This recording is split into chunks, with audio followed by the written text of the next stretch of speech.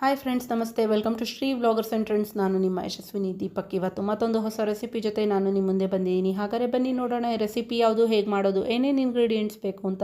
ಮೊದಲಿಗೆ ಇದರ ಹೆಸರು ಸ್ಟಫ್ಡ್ ಪನ್ನೀರ್ ಪರೋಟ. ಇದು ಮಾಡೋಕ್ಕೆ ಏನೇನು ಇಂಗ್ರೀಡಿಯೆಂಟ್ಸ್ ಬೇಕು ಅಂತ ನೋಡೋಣ. ಇಲ್ಲಿ 50 ಗ್ರಾಮ್ ಆಗೋಷ್ಟು ಪನ್ನೀರನ್ನ ತೊಗೊಂಡಿಟ್ಕೊಂಡಿದ್ದೀನಿ. ಪನ್ನೀರನ್ನ ನಾನು ತುರಿದು ಇಟ್ಕೊಂಡಿದ್ದೀನಿ. ನೋಡಿ, ಈ ಥರ ಆಗುತ್ತೆ ತುರಿದಿಟ್ಕೊಂಡಾಗ. ಹಾಗೆ 3 ಈರುಳ್ಳಿಗಳನ್ನ ತೊಗೊಂಡು, 1 ಹೆಚ್ಚಿದ್ದೀನಿ, 2 ತುರಿದಿಟ್ಟಿದ್ದೀನಿ. ನಂತರ ಒಂದು ಬೌಲ್ ತೊಗೊಂಡು ಈಗಾಗಲೇ ತುರಿದಿಟ್ಕೊಂಡಿರೋವಂಥ ಪನ್ನೀರ್, ಈರುಳ್ಳಿ ಎರಡನ್ನೂ ಬೌಲ್ಗೆ ಹಾಕ್ಕೊತಾ ಇದ್ದೀನಿ. ಹಾಗೆ ಸ್ವಲ್ಪ ಕೊತ್ತಂಬರಿ ಸೊಪ್ಪು ತೊಗೊಂಡು ತೊಳೆದು ಬಿಡಿಸಿ ಹೆಚ್ಚಿಟ್ಕೊಂಡಿದ್ದೀನಿ ಸಣ್ಣದಾಗಿ. ಅದನ್ನು ಕೂಡ ಅದೇ ಬೌಲಲ್ಲಿ ಹಾಕ್ಕೊತಾ ಇದ್ದೀನಿ. ಮಸಾಲೆಗಾಗಿ ನಾನು 1/4 table spoon garam masala, 1/4 table ಸ್ಪೂನಷ್ಟು ಅಚ್ಕಾರದ ಪುಡಿ, ನಂತರ 1 ಚಿಟಿಗೆಯಷ್ಟು ಸಕ್ಕರೆ, ಹಾಗೆ ರುಚಿಗೆ ತಕ್ಕಷ್ಟು ಪುಡಿ ಉಪ್ಪು ಹಾಕ್ತಾಯಿದ್ದೀನಿ. ನಂತರ ನಾನಿಲ್ಲಿ ಇದನ್ನೆಲ್ಲ ಮಿಕ್ಸ್ ಮಾಡಬೇಕು. ಮಿಕ್ಸ್ ಮಾಡೋಕ್ಕೂ ಮುಂಚೆ 1/4 ಟೇಬಲ್ ಸ್ಪೂನ್ ಅರಿಶಿನ ಹಾಕ್ಕೊಂಡು ಮಿಕ್ಸ್ ಮಾಡ್ಕೊಳ್ಳಿ. ನಂತರ ಇದಕ್ಕೆ ಸಣ್ಣದಾಗಿ ಹೆಚ್ಚಿರೋ ಅಂಥ ಒಂದೇ ಒಂದು ಹಸಿಮೆಣ್ಸಿನ್ಕಾಯಿನ ಹಾಕ್ತಾಯಿದ್ದೀನಿ. ಯಾಕಂದರೆ ಇಲ್ಲಿ ಮಕ್ಕಳು ತಿಂತಾರೆ ಅಂದ್ಬಿಟ್ಟು ಖಾರ ಕಮ್ಮಿ ಹಾಕ್ತಾಯಿದ್ದೀನಿ. ಹಾಗೆ ಒಂದು ಅರ್ಧ kg ಗೋಧಿ ಹಿಟ್ಟು ತೊಗೊಂಡು ಒಂದು ಸ್ವಲ್ಪ ಉಪ್ಪು ಮತ್ತು 1 ಚಿಟಿಕೆ ಸಕ್ಕರೆ ಹಾಕ್ಕೊಂಡು ಕಲಿಸ್ಕೊತಾ ಇದ್ದೀನಿ. 1/4 ಲೀಟ್ರ್ ನೀರಾಗೋಷ್ಟು ಬೇಕಾಗುತ್ತೆ. 200 ml ಆದರೂ ನೀರು ಸಾಕಾಗುತ್ತೆ. ಮಾಮೂಲಿ ನೀವು ಚಪಾತಿ ಹಿಟ್ಟು ಹೇಗೆ ಕಲಿಸ್ತೀರೋ ಹಾಗೆ ಕಲಿಸ್ಕೊಳ್ಳಿ.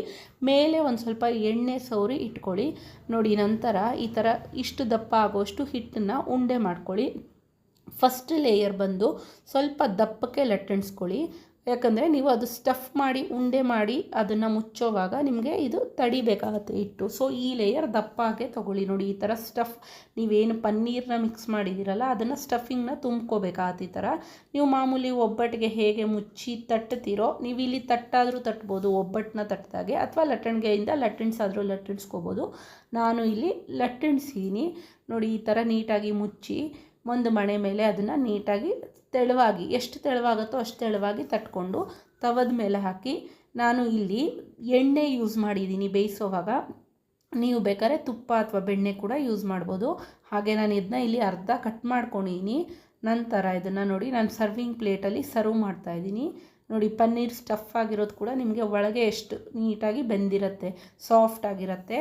ಇದನ್ನು ನಾನು ಮೊಸರು ಜೊತೆ ಮತ್ತು ಈಗಾಗಲೇ ಪನ್ನೀರನ್ನ ಮಿಕ್ಸ್ ಮಾಡಿ ಏನು ಮಸಾಲ ರೆಡಿ ಮಾಡಿದ್ದೆ ಅದು ಮತ್ತು ಬೆಣ್ಣೆ ಜೊತೆ ಸರ್ವ್ ಮಾಡಿದ್ದೀನಿ. ಫ್ರೆಂಡ್ಸ್, ನೀವು ಕೂಡ ಈ ರೆಸಿಪಿ ಟ್ರೈ ಮಾಡಿ, ಮಕ್ಕಳಿಗೆ ಬಹಳ ಇಷ್ಟ ಆಗುತ್ತೆ. ಹಾಗೆ ಹೇಗಿದೆ ಅಂತ ನನ್ನ ಕಮೆಂಟ್ ಬಾಕ್ಸ್ನಲ್ಲಿ ಬರುತ್ತೆ ತಿಳಿಸಿ. ಈ ವಿಡಿಯೋ ನೋಡಿದ್ದಕ್ಕಾಗಿ ಧನ್ಯವಾದಗಳು. ಮುಂದೆ ಮತ್ತಷ್ಟು ಹೊಸ ರೆಸಿಪಿಗಳ ಜೊತೆ ನಾನು ನಿಮ್ಮ ಮುಂದೆ ಬರ್ತೀನಿ. ಅಲ್ಲಿವರೆಗೂ ನೀವು ನನ್ನ ಚಾನಲ್ ಸಬ್ಸ್ಕ್ರೈಬ್ ಮಾಡಿಲ್ಲ ಅಂದರೆ ಈ ಕೂಡಲೇ ಸಬ್ಸ್ಕ್ರೈಬ್ ಮಾಡಿ, ಲೈಕ್ ಮಾಡಿ, ಶೇರ್ ಮಾಡಿ, ಕಮೆಂಟ್ ಮಾಡಿ. ಬಾಯ್ ಬಾಯ್.